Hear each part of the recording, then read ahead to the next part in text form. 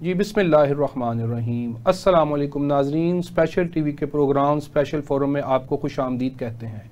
नाजरीन, आज मेरी मेहमान हैं advocate high court Syeda Tehseen Zohra Kazmi साहिबा और उनके साथ हैं advocate high court Rana Mohammad Nadeem Sabir साहब। नाजरीन, आज हमारी गुफ्तगू का मौजू है लेडी वकला को किन अहम मसाइल का सामना करना पड़ता है। तो आइए नाजरीन, गुफ्तगू का आगाज़ करते हैं। Welcome to the show madam.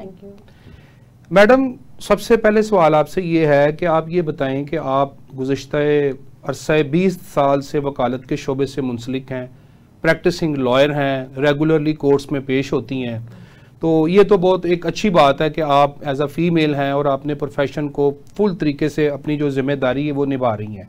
आप हमारे व्यूअर्स को ये बताएं, स्पेशली जो फीमेल्स हैं वो इस बात को जानना चाहती हैं कि जो लॉयर्स होती हैं इस प्रोफेशन के अंदर, कईयों को खौफ होता है कि मैं जाऊंगी तो पता नहीं उधर मुझे हरासमेंट हो जाएगी।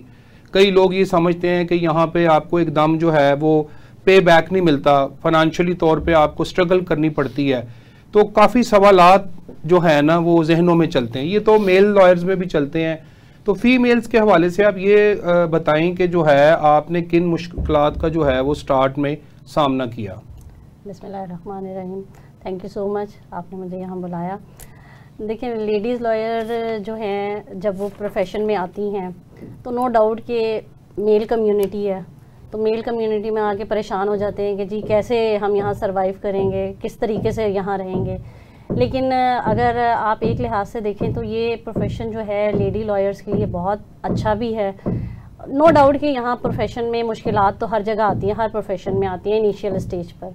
नो डाउट फाइनेंशियल प्रॉब्लम और दूसरे एडजस्टमेंट प्रॉब्लम, फिर सोशल प्रॉब्लम, फिर ये कि केसेस के हवाले से बड़ी परेशानी कि कोई आउटपुट नहीं होता कि कैसे कहाँ से क्या करें।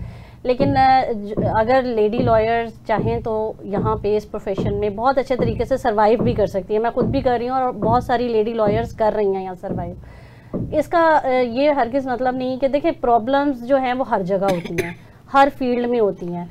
हमारे यहाँ प्रॉब्लम्स इसलिए थोड़ी सी ज़्यादा हैं कि हमारा जो वकालत का शोबा है इसमें आते साथ ही आपको कोई आउटपुट नहीं मिलता। पहले आपने सर्व करना होता है, फिर उसके बाद आप इसमें कोई आउटपुट का देख सकते हैं। पहले 5 साल तो आपने बिल्कुल इसी तरह गुजारने हैं जैसे आप हैंड टू माउथ हैं। उसके बाद कहीं जाके सिस्टम समझ में आता है, वकालत समझ में आती है, प्रैक्टिस समझ में आती है, फिर हम जाके इसको जो है आगे लेकर चलते हैं। नो डाउट कि हमारे प्रोफेशन में जो सबसे बड़ा मसला लेडीज़ के लिए है वो एडजस्टमेंट का है, ठीक है, कि एडजस्ट कैसे करें, क्योंकि जाहिर बात है यहाँ पे फीमेल्स के लिए कोई प्रॉपर वो नहीं है, प्रो मेल मुआशरा। जी बिल्कुल ऐसा ही है। तो हमें जब सीनियर को ज्वाइन करना पड़ता है, हमें वहाँ पे भी बड़ा जो है परेशानी का सामना करना पड़ता है, महसूस होती है। बिल्कुल ऐसा है, लेकिन ये इनिशियल स्टेज पर है क्योंकि हमें पता नहीं होता कि हमने करना क्या है। लेकिन जैसे जैसे आप इस फील्ड में आते हैं और टाइम स्पेंड करते हैं, नो डाउट मैं कहती हूँ कि वकालत से ज़्यादा अच्छा और कंफर्टेबल प्रोफेशन भी कोई नहीं है, क्योंकि हमारे लॉयर्स हमारी बहुत हेल्प करते हैं, मेल लॉयर्स, उन्हीं की वजह से हम यहाँ पे सरवाइव कर पाते हैं। इंसान ने जगह अपनी खुद ही बनानी है, किसी ने आपको जगह देनी नहीं है। जब मैं किसी चीज़ का इंटरेस्ट शो नहीं ना करूँगी तो आगे से कोई मुझे वैल्यू नहीं देगा कि जी इसको वकालत सिखानी है, इसको प्रोफेशन में आगे लेकर जाना है। हर जगह ये मसाइल मौजूद हैं, वो कोई भी प्रोफेशन हो, ठीक है। लेकिन क्योंकि हमारी अर्निंग पॉइंट कोई नहीं होता, ये नहीं होता कि हमें महीने के बाद कोई सैलरी मिलेगी, तो हमें इस हवाले से बहुत ज़्यादा स्ट्रगल करना है। मैडम ये बताएं कि आप जो रिफॉर्म्स हैं, जी जी, आप 20 साल से प्रैक्टिसिंग लॉयर हैं, वकालत कर रही हैं, आप क्या समझती हैं कि इस शोबे में वकालत के प्रोफेशन में, जी जी, उसके अंदर भी तो डिपार्टमेंट्स हैं ना, हमारे शोबे हैं, बिल्कुल ऐसे, आप क्या समझती हैं कि इस वक्त जो लेडी वकला हैं वो उनको किस मेजर प्रॉब्लम का सामना है और किस जो है वो रिफॉर्म्स होनी चाहिए, किस बात पे रिफॉर्म्स की इस वक्त ज़रूरत है? देखिए, मैं तो ये समझती हूँ कि जैसे जब हम इनिशियल स्टेज पे इस प्रोफेशन को ज्वाइन करते हैं, क्योंकि जब हम कॉलेज में होते हैं ना तो हम सोचते हैं कि हम आएंगे तो पता नहीं क्या तीर मार देंगे आते साथ ही, जबकि ऐसा नहीं है। होना ये चाहिए कि पंजाब बार को चाहिए कि इस हवाले से रिफॉर्म्स बिल्कुल लानी चाहिए, क्योंकि इनिशियल स्टेज पे मेल हो या फीमेल हो, उसको जो सबसे बड़ा प्रॉब्लम है वो है फाइनेंस का, कि फाइनेंशियल जो है कोई सपोर्ट नहीं होती।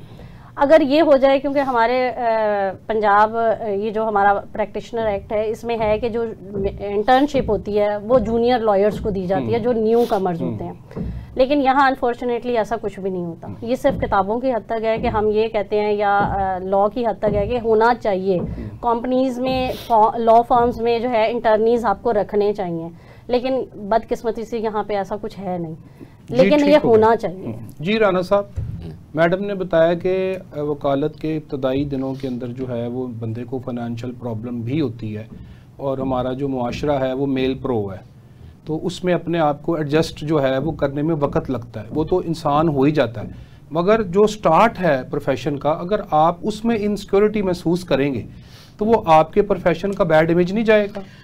बिस्मिल्लाहिर्रहमानिर्रहीम, आपकी बड़ी खूबसूरत बात है, यहाँ मैं थोड़ा सा ऐड करना चाहता हूँ। जी जी। नो डाउट के वकालत जो है वो मेल ओरिएंटेड प्रोफेशन है, बट मैं इसको अल्लाह का शुक्र अदा करके ऐलान और चैलेंज करता हूँ कि अगर हरासमेंट को देखा जाए तो हमारे प्रोफेशन में एक भी प्रेसिडेंट, एक भी इवेंट, एक भी वाक़या ऐसा नहीं है कि किसी लेडी लॉयर को हरास किया गया हो। और ये एक बहुत प्रीशियस बात है। जितना रिस्पेक्ट और जितनी हेल्प हमारे यहाँ फीमेल्स को की जाती है, जब मैं 97 में इंडिपेंडेंट हुआ तो तब हम देखते थे कि चंद एक लॉयर्स देखने को मिलती थी, मगर अब तो ये प्रोफेशन काफ़ी थिकली पॉपुलेटेड हो गया है फीमेल्स के वाले से। ये बात ज़रूर है कि हमारा जो सबसे बड़ा अलमिया है वो ये है कि यहाँ पर जो इकोनॉमिक बेनिफिट्स हैं वो यंग लॉयर के पास किसी भी शक्ल में, ना कंपनी से ना किसी से मिलते हैं। एक मेरी इसमें पंजाब बार से रिक्वेस्ट है, बल्कि मैं कहता हूँ ये पाकिस्तान बार से भी रिक्वेस्ट है कि जैसे डॉक्टर्स को पहले दूसरे साल में हाउस जॉब मिलती है, 1 लाख रुपया मिलता है, तो इसी तरह अगर, जबकि राना साहब वो कोई उस वक्त सरकारी मुलाजिम नहीं है, बस वो किसी प्राइवेट इदारे से भी, मेडिकल कॉलेज से वो लॉ की डिग्री लेके निकला है, तो उसकी हाउस जॉब 2 इयर्स की मस्ट है। हाँ जी। और साथ उसको 2 साल के लिए 1 लाख रुपया महीना मिलेगा, उसके बाद वो रुक जाएगा। फिर वो चाहे तो वो इम्तिहान दे, किसी PCS का पास करके किसी सरकारी हॉस्पिटल में आ जाए, या वो अपना प्राइवेट क्लिनिक खोल ले। अच्छा, वो अरसा 2 साल में तो उसको फाइनेंशियल सपोर्ट मिली। हाँ जी, हाँ जी। देखिए ना, अब उस 2 सालों में उसको 48 लाख रुपए मिले, और 48 लाख रुपए एक हैंडसम अमाउंट है। तो लॉयर्स के लिए भी ऐसा होना चाहिए, एक तो उसको कोई मंथली मिले, कोई स्टाइपेंड हो, कोई उसका रिमनरेशन हो, उसके साथ साथ उसको कोर्ट अपीयरेंस की भी परमिशन मिले। हमारे यहाँ होता क्या है कि किताबों की हद तक हम बड़े चैंपियन बनते हैं, मगर जैसे ही हम प्रैक्टिस में आते हैं तो हमें पता होता है कि हम लेस देन 0 खड़े हैं, माइनस में खड़े हैं। तो प्रैक्टिस का और किताबों का बहुत डिफरेंस है, इसलिए वो अगली आके प्रैक्टिस में मेल है या फीमेल है, उसे 2-3 साल लग जाते हैं, वो बेचारा क्रॉलिंग करते करते खड़ा होता है। अगर उसे ज़माना तालिब इल्मी में आपने लॉ मोड सोसाइटी कॉलेजेस के अंदर बनाई हैं, उसके साथ साथ प्रैक्टिकली उनको कोर्स में लेकर आए, और ये मैंडेटरी किया जाए वीक में। और वो जो कॉज लिस्ट उस दिन आवेदन की हो ना जज साहब की कोर्ट के बाहर, उसमें ये कहा जाए कि आपने उस केस का नंबर, नाम और उसकी प्रोसीडिंग वो इस फॉर्म में लिख कर लानी, चाहे केस एडजर्न हो जाए। हाँ जी, हाँ वो जी, उसकी किस्मत। देखिए डॉक्टर्स का भी यही होता है कि एक बेड उसको अलॉट किया जाता है, वो हिस्ट्री लेता है, वो उसकी हिस्ट्री लेता है। हम लॉ में आते हैं, इस प्रोफेशन में आते हैं, इंटर्नशिप इसीलिए होती है कि आप सीखते भी हैं, आप काम भी करते हैं, सीखते भी हैं। कुछ अरसा ऐसा होता है कि आपने इन हाउस करना होता है, उसके बाद आप कोर्ट अपीयरेंस रखते हैं। कोर्ट अपीयरेंस इसलिए ज़रूरी है क्योंकि हम वकालत के लिए आए हैं। मैडम सॉरी, जब हम वकील बनते हैं तो हम अपना फॉर्म भर के पंजाब बार काउंसिल को देते हैं, तो 6 माह के लिए आपको जो है अप्रेंटिसशिप आपने करनी होती, 6 माह के लिए करनी होती है। उसके बाद जो फार्म होता है उसमें 20 केसेस की लिस्ट आपने साथ लगानी होती है, फिर वो आपकी file member Punjab bar council के पास जाती है और आपको सिविल कोर्ट का लाइसेंस मिलता है। अब सवाल ये कि जो हमारे मेंबर पंजाब बार काउंसिल हैं, वो जहां से जिस इलाके से इलेक्शन जीत कर आए होते हैं, अगर उस इलाके का कोई लड़का आ जाता है तो वो 20 केसेस को भी नहीं देखते, ठीक है, वो सिर्फ ये देखते हैं बेटा क्या हाल है, किसके क्या काम कर रहे हो, जी मैं सर उधर जा रहा हूँ। बेशक वो घर में बैठा हो, उसके 6 महीने गुजर गए, उसने कहीं से 20 केसेस की लिस्ट ली, और अपने उसको जाके कहा यार ये जरा साइन कर दें, वो सीनियर भी कहता है यार जा फील्ड च जावे। अब इस तरह का जो सिस्टम है, जब तक आप उसको नहीं बदलेंगे उस वक्त तक आपका जो स्टाफ है ना वो भी प्रोफेशनल स्टाफ बाहर नहीं आएगा वकील बन के। फिर वो जो हमारे हालात होते हैं, जो हद से ज्यादा बढ़ जाना, अदम बर्दाश्त आ जाना और झगड़े होना, फिर हम पे ऊपर ये हम स्टिग्माटाइज हैं कि यार वकील तो बहुत बदतमीज है। आप जब हर किस्म का स्टाफ ले ही जा रहे हैं, और इसके साथ एक बात और भी मैडम बहुत अहम है कि हमारे प्रोफेशन के अंदर ये रहा है कि एक बच्चा जो है वो जब उसने राना साहब वो FA BA कर लेता है, अब तो BA विद लॉ होता है ना, जब वो BA कर लेता था तो और मेडिकल च नाम नहीं आया, इंजीनियरिंग च नाम नहीं आया, ठीक है, वो MBA भी नहीं कर सकता, ठीक है, वो टेस्ट च फेल हो जाएगा, कोई भी और इम्तिहान नहीं दे सकता, सब इम्तिहान घर वालों पता है कि बच्चा फेल हो जाएगा, तो उन्होंने पता ही कहते हैं यार इन्होंने ला ही करा दे। अब ये हमारे प्रोफेशन की हालत ऐसे रही है कि नहीं रही? ना ये मैं ये सोचती हूँ कि सर ये बनाई हुई है, लेकिन लॉ को पढ़ना, कानून को पढ़ना कोई आसान काम नहीं है, समझना आसान काम नहीं है। अब देखें बेशक मैडम जो डॉक्टर है ना, डॉक्टर वो प्रैक्टिस से पहले, प्रैक्टिस ज्वाइन करने से पहले 5 साल किताबी कीड़ा बनता है, तो वो इम्तिहान पास करता है, उसके बाद वो किताब ना भी पढ़े ना, वो नुस्खे लिखता रहे, तो वो डॉक्टर है। एक जो वकील है ना वो पहले नहीं पढ़ता और उसके बाद पूरी जिंदगी उसने फैसले पढ़ने हैं, केस लॉ निकालने हैं, जजमेंट्स निकालनी है, नई अमेंडमेंट्स को देखना है, तो फिर जाके वो वकील बनता है। इसीलिए तो आप देखें ना लॉ में रिस्ट्रिक्शंस कैसे आई ये पढ़ाई में, वो इस वजह से कि देखें अब उन्होंने लॉ गेट रख दिया। हाँ, अब आपने पहले लॉ गेट क्लियर करना है तो फिर आपने ये अच्छा इक़दाम है जो है ना आगे स्टडी को कंटिन्यू करना, स्टफ आएगा ना। उसके बाद अब आप ये देखें कि पंजाब बार में अब हायर एजुकेशन जो है वो आपका टेस्ट लेती है, ठीक है, वो क्लियर, वो इतना टफ है कि अब बच्चे वो क्लियर करते हैं तो उन्हें लाइसेंस के लिए, पहले नहीं था, नो डाउट के पहले नहीं था, लेकिन अब चीजें जो है वो चेंज भी हो रही हैं। देखिए रिफॉर्म्स आ रही हैं, वो इसी वजह से आ रही है ना कि हर जो जिसको कहीं एडमिशन ना मिले वो वकालत में एडमिशन ले ले, ऐसा ना हो। यहाँ एक पहलू जो, सॉरी मैं आपकी बात काट रहा हूँ, यहाँ एक पहलू हम मिस कर रहे हैं, वो क्या है कि डॉक्टर को हाउस जॉब मिलती है, वो उसके साथ एस्टैब्लिश हो जाता है। हमारे यहाँ जैसे मैम कह रही हैं कि जो इंटीमेशन में आता है उसके बाद वो 6 महीने 20 केसेस करता है, तो होता क्या है कि जब वो LLB करके पास आउट होता है ना, तो पेरेंट्स एक्सपेक्ट करना शुरू कर देते हैं कि ये कल से इनकम लेकर आएगा, कुछ लेके आएगा, जबकि वहां पर भी वो ये है कि वो कहता है अगले 6 महीने भी डैडी मामा मुझे आप पैसे दें। तो ये जो है ना, इस चीज को अगर विद इन द कोर्स कर दिया जाए तो वो हो जाए। मेरा असल में प्रपोजल कहने का ये है कि हम वीक में एक दिन ऐसा रखें, सैटरडे कर लें, अगर बच्चों का कॉलेज ऑफ है तो उस दिन उनको कहें प्रैक्टिकली आपने कोर्ट में जाना है, और बाकायदा सीनियर्स के साथ उस वक्त उनको अलॉट किया जाए। हर वो सीनियर जिसकी 10 साल की प्रैक्टिस है वो हर आने वाले स्टूडेंट्स में से 1-2 को रेफर कर दिए जाएं, जो सैटरडे टू सैटरडे उसके पास 1 वीक कोर्ट जाएं, वो अपनी लर्निंग करें, उनको कुछ सीखना आ जाए। इस तरह क्या होगा कि जैसे फॉरेन कंट्रीज में स्टूडेंट बच्चा घड़ियां बना के छोटे छोटे काम करके हैंडीक्राफ्ट करके तो कुछ अर्न कर रहा है, तो ये बच्चा भी थोड़ा थोड़ा एक तो अर्न भी करता जाएगा और उसके साथ साथ वो उसकी एजुकेशन स्टेबल भी होती जाएगी, प्रैक्टिकल भी होता जाएगा। फिर जब वो वकालत में आएगा तो वो माइनस के बजाय किसी स्टैंडर्ड से शुरू करेगा, फिर उसे गैट को पास करना भी आसान हो जाएगा, उसको वो 20 केसेस जो उसके लिए कंपल्सरी है उसको समझना और देखना भी आसान हो जाएगा।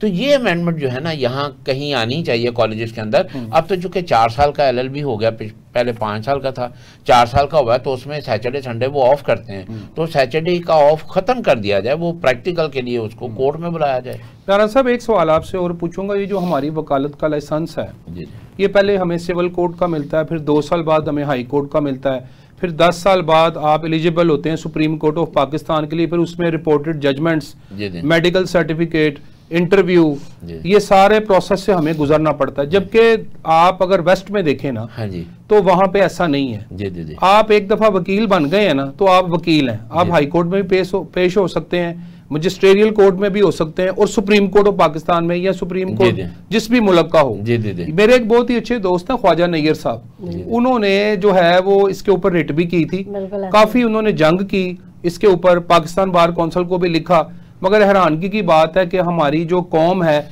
उसको ये कहा जाता है कि नहीं जी ये अहल ही नहीं है, ये बदतमीज है। तो उसकी वजह क्या है कि ये जो हमारा प्रोफेशन है इसके ऊपर जो अपने ही बैठे हैं ना हमारे कस्टोडियन, वो ही हमें कहते हैं कि आप सुप्रीम कोर्ट के लिए अहल नहीं हो। तो ये कितना बड़ा सवालिया क्वेश्चन मार्क है हमारे प्रोफेशन पे कि वकील बन के भी हमने एक और इम्तिहान पास करना है, फिर हम सुप्रीम कोर्ट में जा सकते हैं। देखिए तो इसमें अमेंडमेंट होनी चाहिए ना। कॉन्स्टिट्यूशन में फंडामेंटल राइट कहता है कि राइट ऑफ बिजनेस है, राइट ऑफ प्रॉपर्टी है, उसके बाद आपकी जो है एक्सप्लॉयटेशन नहीं आप कर सकते, तो ये एक एक्सप्लॉयटेशन है। देखें, वकील के लिए सबसे बड़ा जज उसका क्लाइंट होता है जो अपना मैटर उसके सुपुर्द करता है। जब एक न्यू डॉक्टर के पास कोई पेशेंट जाता है और वो उसको इंजेक्शन लगा दे तो 7 सेकंड के अंदर वो इंजेक्शन पूरे जिस्म पूरे ब्लड में फैल जाता है, तो उसकी डेथ तक कॉज हो सकती है। मगर वहां डॉक्टर को परमिशन है कि बेशक वो कैंसर की मेडिसिन दे, बेशक वो कोई मेडिसिन दे। तो यहाँ भी ये होना चाहिए जनरल प्रैक्टिशनर। और ये advocate high court, advocate supreme court, फलां एडवोकेट, उसकी वजह सिर्फ एक लफ्ज एडवोकेट हो और उसको परमिशन हो कि वो बिफोर ऑल दी कोर्ट्स वो अपीयर हो सके, जो उसकी कॉल लिस्ट आएगी, जो उसका रिदा आएगा, जो उसे सिलेक्ट करेगा। मैडम रबिया कारी साहिबा, सबाहत रिजवी साहिबा और नहीं राबिया कारी उनका नाम है, जो पहली सेक्रेटरी आई थी हाई कोर्ट बार, राबिया कारी, सबाहत रिजवी साहिबा और रबिया बाजवा साहिबा, और उसके बाद honourable Mr justice Miss Aliya Neelam साहिबा इस वक्त करंट हाई कोर्ट की चीफ जस्टिस हैं। तो मैं आपसे पूछना चाहूंगा कि सबाहत रिजवी साहिबा और आपकी रबिया बाजवा साहिबा ने पहले ये बताएं कि as a secretary Lahore high court bar serve किया है, तो क्या चेंजेस उन्होंने किए हैं? मतलब 72 इयर्स में ये तीसरी लेडी थी और पहली लेडी जो है इस वक्त करंट चीफ जस्टिस है हाई कोर्ट की। तो आपने क्या देखा, क्या कोई मुस्बत तब्दीली आई इन 2 सालों में? बार पे पहले बता दें, फिर चीफ जस्टिस साहिबा की तरफ आते हैं। देखिए, मैं बीइंग अ फीमेल जो है मैं ये ज़रूर कहूँगी कि देखें, उन्होंने इलेक्शन कंटेस्ट किया, उसके बाद तब्दीली ये आई कि अब फीमेल लॉयर्स जो हैं वो आगे कदम बढ़ा रही हैं कि कंटेस्ट करती हैं इलेक्शन। मैंने खुद कंटेस्ट किया पंजाब बार का इलेक्शन इसी साल में, लेकिन अनफॉर्चुनेटली मैं लूज़ कर गई।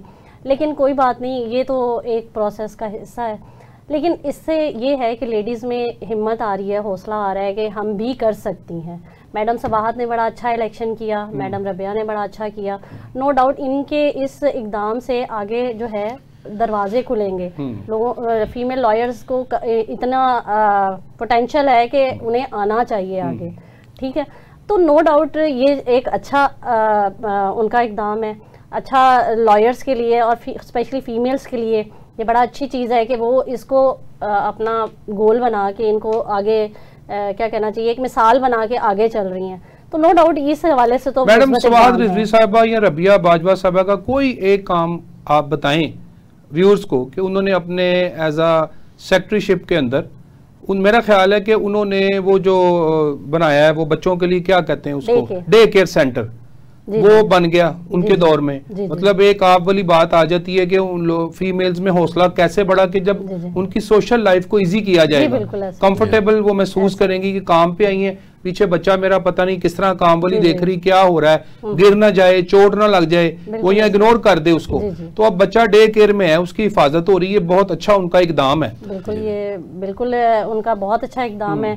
देखिए, अच्छा मैडम ये बताएं कि अगर जिस तरह हमारी जो पंजाब असम्बली है और कौमी असम्बली है उसके अंदर अब अमेंडमेंट आ चुकी है कि रिजर्व सीट्स की, कि खवातीन के लिए रिजर्व सीट्स हैं, उन्होंने इलेक्शन कंटेस्ट भी नहीं करना, आपने सिर्फ नाम देने इलेक्शन कमीशन ऑफ पाकिस्तान को, तो बाद में वो नॉमिनेशन हो जाएगी रिजर्व सीट्स के ऊपर। लाहौर हाई कोर्ट बार में, सुप्रीम कोर्ट बार में और लाहौर बार एसोसिएशन में पंजाब बार कौंसिल के प्रैक्टिशनर एक्ट 1973 में तरमीम होनी चाहिए और इसमें खवातीन की सीट्स को रिजर्व करना चाहिए। जी मैडम, जैसे हम बात कर रहे थे कि पंजाब असम्बली में, कौमी असम्बली में और दीगर सूबों के अंदर जो है वो अमेंडमेंट करके खवातीन की सीट्स रिजर्व कर दी गई और वो हमें एक लिस्ट उन्होंने देनी है अपनी जमात ने और वो उन्होंने आ जाना। ये कितना आसान तरीका है कि आपने इलेक्शन भी कंटेस्ट नहीं करना, आपकी वकार को, खवातीन की डिग्निटी को, उनकी इज्जत को भी तहफ़्फ़ुज़ मिला कि वो बाहर जाती, वो जाके एक तो था ना इलेक्शन भी वो कंटेस्ट कर सकती है अगर कोई नॉमिनेशन है किसी जमात की, तो वो तो एक अलग चीज है। मतलब रिजर्व सीट से मुराद ये कि यहाँ पे आना ही फीमेल ने है। बिल्कुल ऐसे। तो इसी तरह जो है वो यहाँ पर भी होना चाहिए कि हमारी जो बार प्रैक्टिशनर एक्ट 1973 है इसे अमेंड होना चाहिए, और खवातीन की रिजर्व सीट्स जो हैं वो आपका सेक्रेटरी होना चाहिए, ठीक है, 2 सेक्रेटरी हो जाए या 2 सदर हो जाए, एक मेल हो जाए एक फीमेल हो जाए। इसी तरह लाहौर बार में भी हो जाए। और अगर देखा जाए पॉपुलेशन के हवाले से तो हमारी 52% इस वक्त जो हैं वो फीमेल्स हैं, जबकि अगर पंजाब बार काउंसिल को हम देखें तो हमारे 76 मेंबर्स हैं। और मेरा ख्याल है अब इस वक्त कितनी राना साहब आई हैं फीमेल्स? एक आई हैं, वो सुमेरा हुसैन साहिबा जी, सुमेरा साहब आई हैं और मेरा 2nd नंबर पे हैं वो। तो क्या मैडम आप समझती हैं कि इसमें तरमीम जो है वो होनी चाहिए? जी बिल्कुल, इसमें तरमीम होनी चाहिए। अब लाहौर बार में जो है, क्योंकि जाहिर बात है सदर के बाद 2 वीपीज़ हैं, 2 सेक्रेटरीज हैं, तो कम से कम एटलीस्ट इस स्टेज पर और इस पोजीशन पे जो है ना लेडीज़ की एक सीट ज़रूर होनी चाहिए, वो बेशक सेक्रेटरी के लिए हो या वीपी के लिए हो, ताकि उस पर फीमेल ही कंटेस्ट करें। मैं कहती हूँ कंटेस्ट करना ज़्यादा अच्छा है बजाय इसके कि जनरल पॉलिटिक्स और फीमेल जो है वो फीमेल को वोट कास्ट करे, उसमें मेल का वोट नहीं होना चाहिए। नहीं सर, मेल का उसमें वोट होना चाहिए। देखें अच्छा।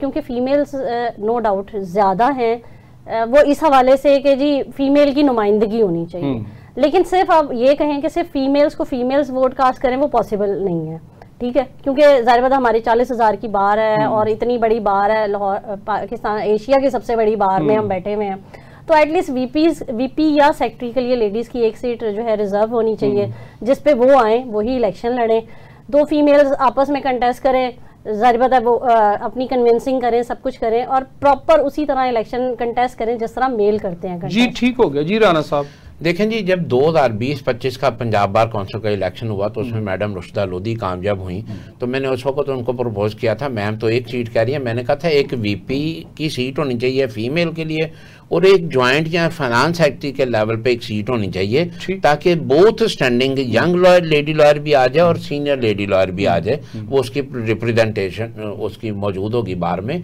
और इस वक्त भी बार में 4 वीपी होते हैं, 2 सेंटर से, एक मॉडल टाउन से, एक कैंट से, तो उसके साथ नो डाउट कोई प्रॉब्लम नहीं है कि अगर एक फीमेल वीपी भी हो जाए। और इसी तरह हाईकोर्ट बार में भी एक वीपी फीमेल होनी चाहिए, क्योंकि वहाँ टोटल 4 कैबिनेट मेंबर हैं। इसके अंदर तरमीम बहुत ज़रूरी है और मैं समझता हूँ कि अगर हमने ज़माने के साथ चलना है तो अगर हम इसको देखें कि मैडम आलिया नीलम को देख लें, जस्टिस आयशा मलिक को देख लें, मुसर्रत हलाली साहबा को देख लें, रिफत इम्तियाज साहबा को देख लें, तो उन्होंने ये प्रूव किया है कि वो मेल से एक दर्जा भी कम नहीं। हम मेरा ये हमारा सोशल डायलेमा है कि हम फीमेल्स को माजरत के साथ ये लफ्ज़ नहीं कहना चाहिए, हम समझते हैं कि अकल में थोड़ी कम है, समझ में थोड़ी कम है, तो हम उनको अपॉर्चुनिटीज़ प्रोवाइड नहीं करते। मगर आप देखें कि अगर फीमेल एयरफोर्स में आई है तो वहाँ भी उसने जामे शहादत लेके तमगा बसालत वो लिया है। इसी तरह अगर वो वकालत में है, जजी में है, तो फीमेल ने अपना लोहा मनवाया है। तो आज हम इस बात को हमारे अंदर ना खता कामी माफ इल्म की कमी है। रहमतुल्लिल आलमीन सल्लल्लाहु अलैहि वसल्लम जब तशरीफ फरमा होते थे तो बीबी फातिमा तो ज़ोहरा अलैहिस्सलाम जब तशरीफ लाती थी तो आप अपनी बेटी का खड़े होकर इस्तकबाल करते थे और अपनी काली कमली भी बाज़ात उनके गले में डाल देते थे। आप सल्लल्लाहु अलैहि वसल्लम की जो पहली ज़ौजा मुहतरमा थी हज़रत खदीजातुल कुबरा, वो मदीने की ताजर औरत थी। जी जी बिल्कुल। तो ये हमारे अंदर इल्म की कमी नहीं कि हमने खवातीन को इस डिग्रेड कर दिया हुआ है तो या करोनी बाहर कटना है, काम नहीं कराना, अगर वो निकल आई है तो हरासमेंट का शिकार है, इनसिक्योरिटी में जेड़ा महसूस कर दी भी यार आप ये आप सल्लम का रवैया देख लें।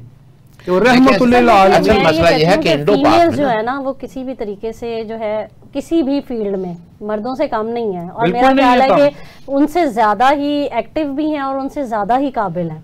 ठीक है मैडम, फीमेल माँ है, फीमेल जो है वो बहन है, वो दादी माँ है, वो आपकी किसी भी शोबे के अंदर रिश्तों के अंदर वो आपकी खाला है, वो आपकी जोजा है। मतलब एक देखें कि हमारी जो नस्ल आगे बढ़ रही है वो भी मैं समझता हूं कि औरत से बढ़ रही है, तो हमें इसका मुस्बत पहलू देखना चाहिए। और अल्लाह रसूल सल्लल्लाहु अलैहि वसल्लम ने जो कुरान पाक में औरत को रिस्पेक्ट दी है, जो प्रोटोकॉल्स दिए हैं आयतों और हदीसों के साथ, आपकी इज्जत ज्यादा है, डबल है।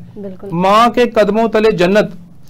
और हजरत अब ऐसे करनी रजी अल्लाह ताला अन्हा का वाकया पढ़ लें तो आप वहां पे ये उसका मफहूम है, निचोड़ है उस वाक़े का कि रहमतुल आलमीन सल्लल्लाहु अलैहि वसल्लम की जियारत से मुकद्दम माँ की खिदमत है। बिल्कुल। और आपने फरमाया था साहबा को एक शख्स आएगा उसको उम्मत की मगफरत की दुआ के लिए कहना, वो माँ की खिदमत करता है। साहबा ने पूछा क्यों? तो ये हमारा जो मुआशरा है ना इस साइड वाला, ये मशरिकी मुआशरा, इसने तो तहस नहस कर दिया है औरत को। देखें इसमें मैं एक और चीज़ ऐड कर दूं, नबी करीम सल्लल्लाहु अलैहि वसल्लम से सैयदा आयशा रज़ियल्लाहु तआला अन्हा ने सवाल किया कि या रसूलुल्लाह कुछ नेक काम ऐसे हैं जो सिर्फ मर्द करता है, औरत करती नहीं, जनाजा पढ़ना, जनाजा उठाना, दफनाना, ये वो, तो इसका मतलब है औरत तो नेकी में पीछे रह जाएगी।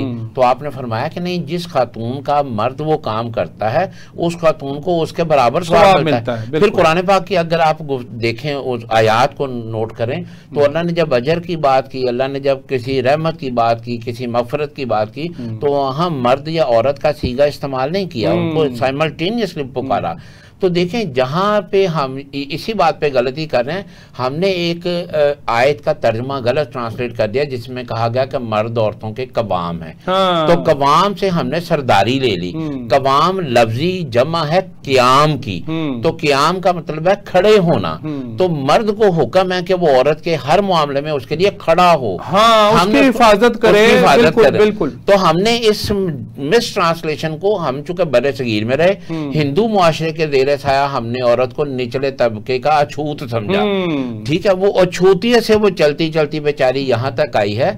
अगर हमारा मुआशरा उसको एक्सप्लॉइट ना करता, उसको ऐसे सूरत हाल ना देता, तो औरत को जहां भी अपॉर्चुनिटी मिली है उसने साबित किया है कि वो कहीं भी किसी मर्द से कमतर नहीं है। तो मैं तो औरत की तरक्की के लिए, उनके मामलात के लिए उसका बड़ा जबरदस्त हामी हूँ। और खुद मैं समझता हूँ कि अगर हमने दुनिया में तरक्की करनी है तो हदीस से मजमून मिलता है कि कुर्बे क़यामत में मुआशरे में 70% औरतें हो जाएंगी। तो इसका मतलब है कि अगर वो आज स्टेबल नहीं है तो आगे कैसे चलेंगी। और आप सल्लल्लाहु अलैहि वसल्लम की सैयदा हदीजा तुल कुबरा रज़ियल्लाहु तआला अन्हा के साथ शादी, उसके बाद दीन की तबलीग में उम्महातुल मोमिनीन का किरदार अगर हम पढ़ लें, ठीक है, तो राना साहब हजरत आयशा सदीका से आप सल्लल्लाहु अलैहि वसल्लम की मोहब्बत, ठीक है, ये आपको क्या पैगाम देती है? ठीक है, अपनी बेटी से मोहब्बत आपको क्या पैगाम दे रही है? आप सल्लल्लाहु अलैहि वसल्लम की बासत से पहले जब बच्चियों को जिंदा गौर कर दिया जाता था, आपको क्या पैगाम दे रही है? तो बात यह है कि असल में मैं ये समझता हूँ कि अगर हम दीन को सही तरह समझ के पढ़ेंगे ना, तो उस पे अमल करेंगे, तो ये सारे मुआशरती जो सोशल इश्यूज है ना जो फैले हुए हैं, ये एक सेकंड में चुटकी में खत्म हो जाए। ये दीन से दूरी की जी ठीक हो गया। राना साहब, अब मैं पंजाब हुकूमत के हालिया कवानीन और उनके इकदाम की तरफ आऊंगा। मैं राना साहब ये कहता हूँ कि मिन हैसुल कौम, हमारा ताल्लुक किसी भी जमात से हो, किसी भी फिरके से हो, ठीक है, इसको बालाए ताक रख कर जो मुफादे आमा की बातें होती हैं, अवाम की बातें होती हैं, लोगों की बातें होती हैं, उसमें हमें एक जो यकजान होके खड़ा होना चाहिए। और हर अच्छे जो इकदाम है हुकूमत का, उसे हमें जो है एनकरेजमेंट करना चाहिए, उसकी हौसला अफजाई करनी चाहिए। अगर हम मनफी ज़हन रखेंगे, बात बात पे मनफियत फैलाएंगे, अच्छी बात को भी मोड़ के एकदम हम नेगेटिविटी की तरफ ले जाएंगे, पहले तो हम खुद उस बीमारी का शिकार होंगे, हमारा सेल्फ कंट्रोल खो जाएगा। जी बिल्कुल, हम बदतमीजी करेंगे और हम जिद करेंगे कि मेरी बात मानो। जब हम पॉजिटिव बात करेंगे ना, तो दूसरा बंदा जब आपको रिस्पेक्ट देगा ना, तो आपके अंदर से खुशी निकलेगी। हमने अपनी हकीकी खुशी खोई हुई है। तो मैं अपने व्यूअर से भी ये कहता हूं कि खुदा के वास्ते नेगेटिविटी को छोड़ दें, खुदा के वास्ते ऐसी बातों को छोड़ दें जो आपको जो है वो कामयाबी जो है, हर कामयाबी को भी मनफी अंदाज में लोग बयान कर देते हैं और वो सारा तहस नहस हो जाता है उस कामयाबी का भी। आप मुस्बत चलें, किसी जमात से आपका ताल्लुक हो, किसी फिरके से आपका ताल्लुक हो, आपने अगर आपका फिरके से किसी से ताल्लुक है, आप अपने अमाल के खुद जिम्मेदार हैं। ये या मैं आपका जिम्मेदार नहीं हूं, या मैं और आप नहीं है। तो इसलिए मैं ये कहता हूं कि मरियम नवाज साहबा ने हाल ही में जो इकदाम किए हैं, मैं समझता हूं कि अगर हम इस वक्त हाल ही में उन्होंने तकरीबन 72 कवानीन जो हैं, एक्ट जो हैं, वो पंजाब असम्बली ने पास किए 2025 में 8 महीनों में। तो उनमें से 2 हम डिस्कस कर लेते हैं ताकि व्यूअर्स को भी उसका फायदा पहुंच जाए और बतौर हैसियत एडवोकेट मैडम भी बताएं और आप भी बताएं। पहला कानून आया जी, Punjab surrender of illegal arms act 2025, इस कानून के तहत गैर कानूनी असला वापस करने, लाइसेंस याफ्ता असला की पड़ताल और असला कवानीन की सख्ती को यकीनी बनाया जाएगा। अब मैं राना साहब आपको सोशल मीडिया सब हम चला रहे हैं, बेड में हम सोने से पहले तक हम व्हाट्सएप देख रहे हैं या फेसबुक देख रहे हैं, अक्सर वीडियोस आ रही हैं डकैती की, रॉबरी की, स्नैचिंग की, कि छोटे बच्चे हैं 15, 18, 22, 15 टू अंडर 30, ऐसे वो दुकान पे जाते हैं, किसी बार्बर शॉप पे, किसी मिठाई की शॉप पे, किसी राहगीर को असला दिखाते हैं और उसकी जेबों में से वो अब हम देख रहे हैं इस डिवाइस में, हम ये सारा कुछ देख रहे हैं। तो ये क्या है, घर घर में असला है। इसकी वजह क्या, क्यों खुल गए बच्चे दुकान पे? अभी आप जाएं, जाके पिस्तौल ले लें। ऐसा नहीं होना चाहिए यार, ये जान इससे चली जाती है, बड़ी एहतियात की जरूरत है। आप अपने घर में छुरी को क्यों बच्चों से दूर रखते हैं? आप ऐसे शीशा टूट जाए, आप फौरन कहते हैं बच्चों पीछे हो जाओ, क्योंकि वो लग सकता है, जान जा सकती है, ब्लीडिंग हो सकती है, यही आता है ना। तो यार पिस्तौल, वेपन्स के बारे में हम इतने रिलैक्स क्यों हैं कि वेपन सड़कों पे आम मिल रहे हैं, दुकानों पे आम मिल रहे हैं, और आज हमारे मुआशरे में जो है वो चोरी डकैती इतनी ज्यादा बढ़ गई थी कि जिसकी हद कोई नहीं। तो राना साहब आपसे पहले मैं सवाल करूंगा, मुझे ये बताएं, Punjab surrender of illegal arms act 2020 से पहले गैर कानूनी असला रखने की क्या सजा थी सीआरपीसी में? ठीक हो गया। और इसका ट्रायल कैसे चलता था और कितनी देर में इसकी सजा होती थी? ये गवर्नमेंट को लाना क्यों पड़ा? ये भी आपने बताया ना, लाना इसलिए पड़ा कि हमारा जुडिशियल सिस्टम डिलीवर नहीं कर रहा। सर असल में यूं है जी कि इस कानून से पहले दो प्रोविजन जो थी इलीगल इलिसिट आर्म्स की थी, एक थी 13-20-65 और एक थी 16-20-65। ठीक है। अच्छा, उसमें यह है कि अगर किसी का आर्म्ड वेपन जो है वो लाइसेंस्ड है, मगर फर्ज करें कि उसका बेटा, भाई, कोई दोस्त उसको मिस यूज कर देता है, तो उस पर 16-20-65 होती थी। और अगर किसी के पास विदाउट लाइसेंस वो वेपन उसने रखा है तो वो 13-20-65 में होती थी। अब एक कानून की प्रोविजन यूं है कि जो 3 साल से कम जितने भी जराइम होंगे जिनमें 3 साल से कम होगी तो वो बेलेबल ऑफेंस होते हैं। ठीक है। अच्छा, इसके अंदर चूंकि 3 साल की सजा थी तो ये एक माइनर ऑफेंस में आता था। और दूसरा बड़ा प्रॉब्लम इनेक्टमेंट का ये था कि अगर किसी ने 302 में फर्ज करें वेपन यूज किया है इलीगल, तो 302 की अलग एफआईआर होती है और 13-20-65 की अलग एफआईआर होती है, जबकि होना उसे एक ही एफआईआर में चाहिए। तो वो करते क्या थे आमतौर पर, चूंकि 3 साल के सजा का तो उसे बड़ा लाइट ले लिया जाता था। दूसरे हमने देखा कि हमारे यहाँ एक पड़ोसी मुल्क की हमने बड़ी खिदमत की, उसको कई सालों हमने रेफ्यूजीज को अकोमोडेट किया, मगर वो आज भी हमारा ना हो सका। तो उन्होंने यहाँ पर ये बहुत सी दौड़ फैला दी उस वेपन की। और एक इशू था कि चूंकि एजुकेशन इतनी ज्यादा नहीं है, अनएम्प्लॉयमेंट बहुत ज्यादा है, तो उस वजह से क्राइम रेट बहुत बढ़ गया था। अब जरूरत थी कि इसको इतना तादीबी सजा दे दी जाए कि कोई ये काम करने से पहले डरे, वो इसको 20 मरतबा सोचे। तो अब इसके अंदर चूंकि सजाएं सख्त की गई हैं, उस वजह से कुछ क्राइम रेट कम होगा। एक और बात है कि लॉ कभी भी रेट्रोस्पेक्टिव नहीं होता, प्रोस्पेक्टिव होता है। ठीक।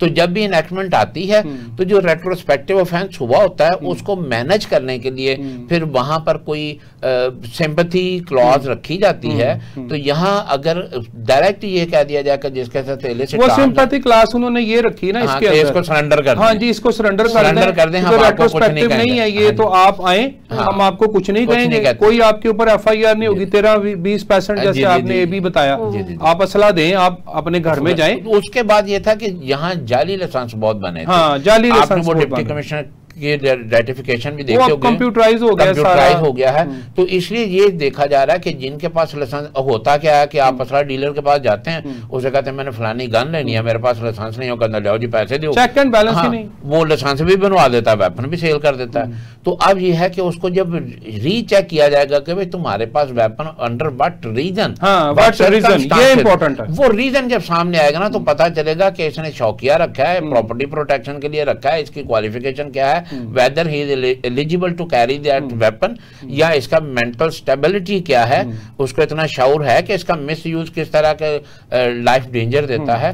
तो ये एक बड़ी राना साहब, अब्रॉड के अंदर ये जो आपके वेस्ट ममालिक है ना, मैं कभी कभी अब्रॉड जाता रहता हूँ, तो वहाँ पे मेरे छोटे भाई ने मुझे बताया कि यहाँ पे जब कोई वेपन चलता है ना तो सेंसर लगे हुए हैं वो पुलिस में रिपोर्ट होता है, और फिर पुलिस के पास जब अगर तो कोई ऐसी कोई वाकया कोई अकरंस नहीं हुआ तो पुलिस उसको अपने कंप्यूटर में डाल लेती है, और कल परसों चौथ वो उसके पास आती है और आके कहती है कि यहाँ पे ये आपने जो वेपन चलाया था ना, इसकी रीजन बताएं। अगर आप रीजन नहीं उसको जस्टिफिकेशन पुलिस को नहीं दे सकते ना, तो पुलिस उसको साथ ले जाती है। एक्चुअली है कि अमेरिकन कॉन्स्टिट्यूशन के आर्टिकल 4 में अच्छा वेपन रखना लीगल है, हाँ, हर बंदा रख सकता है, मगर ये मैं इसके भी खिलाफ हूँ। मैं वही अर्ज कर रहा हूँ, मतलब हाल ही में ये जो अमेरिका में एक वाकया गुजरा है, ये इसको हमें इसकी मजम्मत करनी चाहिए कि आप किसी को भी मुंह उठा के मार दें, किसी को मारने का कोई हक नहीं, कोई हक नहीं है, जान नहीं दे सकते। हाँ, जो है पूरा तरीकाकार लेट डाउन किया गया हुआ है, जज बैठे हैं, वकील हैं, अदालत है, आप उसके थ्रू चल सकते हैं। सर कुरान पाक में अल्लाह ताला ने कहा कि जिसने एक जान बचाई गोया उसने पूरी इंसानियत को बचा दिया। जी राना साहब, अब आखिरी 3 मिनट है, पीछे से मुझे सिग्नल आ गए हैं, और मैं Punjab protection of ownership of immovable property ordinance 2025 को भी चाहता हूं कि आपका व्यू ले लूं, मैडम का भी ले लूं। 120 सेकंड में मैडम आपने देना है, और 120 सेकंड में अब मैं वक्त कम लेता हूं। मैडम, ये ऑर्डिनेंस गैर कानूनी जायदाद है, जो है जायदाद की नाजायज मुंतकली के खिलाफ कानून का तहफ़्फ़ुज़ और तेज कार्रवाई की सहूलत फराहम करता है। मेरी प्रॉपर्टी है, मेरे हमसाये ने कब्जा कर लिया है, मैंने किराए पे दी हुई थी, मैं छुड़वा नहीं सकता, कोर्ट में जाता हूँ, वकील करता हूँ, अदालतों के चक्कर लगाता हूँ, फैसला होता है, एग्जीक्यूशन करता हूँ, कब्जा लेने जाता हूँ, जी फिर 90 डे में अपील चली जाती है, फिर अपील अब ये जल्दी से बता दें कि ये पंजाब गवर्नमेंट ने जो protection of ownership immovable property ordinance pass किया है, ये भी हमारी कमजोरी थी बिल्कुल, कि हम कोई शख्स जो है, और ज्यादातर सोशल मीडिया पे जो भाई है ना, वो अपनी बहनों की जायदाद के ऊपर काबिज हैं। जी। और जिस इलाके में भी मैंने वीडियो देखी है ना, वहां पे उन्होंने ऐसे सेकंड्स में भाई से बहन को हिस्सा दिलवाया, और अभी कोई मैंने वीडियो ही नहीं आ रही कि किसी थर्ड पार्टी ने किसी पे कब्जा किया हो। वो किराएदारों के कुछ इश्यूज हैं, मगर जो असल इनहेरिटेड प्रॉपर्टी है वो भाई नहीं देते जी, बस बहन चक्कर काट रही है। तो मैडम पहले आप जल्दी से बता दें, ठीक है? ये देखिए, एक लिहाज से बिल्कुल ठीक है कि देखें जो कानून बनाया गया है वो बहुत सोच समझ के बनाया जाता है कानून। देखिए, बात ये होती है, नो डाउट हम क्योंकि वकील है, हम तो ये कहेंगे कि हमारी नहीं, हमसे छीन लिया, लेकिन हाँ। नहीं, ये इस हवाले से भी बहुत अच्छा है कि जिसका जो हिस्सा बनता है इनहेरिटेड प्रॉपर्टी में वो उसे मिलना चाहिए। डर खौफ नहीं था उन लोगों को भी, बिल्कुल ऐसे वो देते नहीं थे, इसलिए वो देते नहीं थे। हाँ। और वो कहते थे कि जी बहन की शादी कर दी है, बहन की शादी पे हमने जो लगा दिया वो उसका हिस्सा था। नहीं, फिर अगर वो अदालत की बात करती है, जाके लल्ला। नहीं सर, ये पहले एक थ्रेट होता है, ये तो हिस्सा मांगेंगे तो रिश्ता खत्म हो जाएगा, या मार देंगे। इस्लाम कहता है कि जिस भाई ने बहन का हिस्सा मारा वो बेशक कितना ही मेहनत कश हो, उसकी सारी कमाई हराम है। बिल्कुल ऐसे। राणा साहब, 1 इंच अगर किसी की जमीन आपने इस दुनिया में किसी की ले ली है ना, तो क़यामत वाले दिन गले में तोक बना के उसके वो जमीन डाली जाएगी, 7 तहें सर पे रख दी जाएंगी। चूक क्या था बोझ, ये सारा कुछ सही है, लेकिन मसला ये है ना, लोग इस बात को समझते नहीं है। अब समझेंगे ना, अब ये डंडा आ गया ना, तो कानून के जोर पे समझेंगे ना, कि कानून ही बना दिया। और बड़ा अच्छा है कि फीमेल्स के लिए या लेडीज के लिए या बहनों के लिए ये एक अच्छी चीज है, और वैसे भी हिस्सा देना चाहिए, ये तो आपकी शरीयत कहती है। ऐसा नहीं है कि आप किसी के माल पे कब्जा कर लें। अगर ये ना होता तो सारी बात है, हर बंदा धक्के खा रहा है अदालतों के जी उसे हिस्सा ही नहीं दे रहे हैं। बिल्कुल, और सिस्टम हमारा मैडम डिलीवर नहीं कर सकता, इसमें इतने लूप होल्स हैं कि इतने जजेस, इतने वकला, इतनी सिक्योरिटी, टाइम कंज्यूम। हाँ, नहीं टाइम कंज्यूम तो जूतियों के साने वाला हाल होता है ना, कि बाप ने केस किया तो वो जाके अब पोता उसका फैसला ले रहा है, आपकी जिंदगी सारी जाया हो गई, खत्म हो गई। इसको हम लीगल प्रोविजन में यूं देख लेते हैं ना कि जब डिक्री हो जाता है मैटर, केस फाइल हुआ, डिक्री हो गया, उसके 90 डेज के बाद अपील होनी थी, एग्जीक्यूशन होनी थी, मगर उससे पहले अंडर सेक्शन 96 ऑफ सीपीसी वो अपील आ जाती है। फिर जब वो डिस्पोज ऑफ होते हैं तो अंडर सेक्शन 100 उसकी अपील आ जाती है। और आमतौर पर ये होता है कि जहां पर अपील आती है कब होगी, क्वेश्चन ऑफ लॉ क्या है, क्वेश्चन ऑफ फैक्ट क्या है, फिर वो केस रिमांड हो जाता है। जाली वसीयतनामे, जाली रजिस्ट्रियां वहां पे पेश कर करके उसको लिंगर ऑन करी जाना।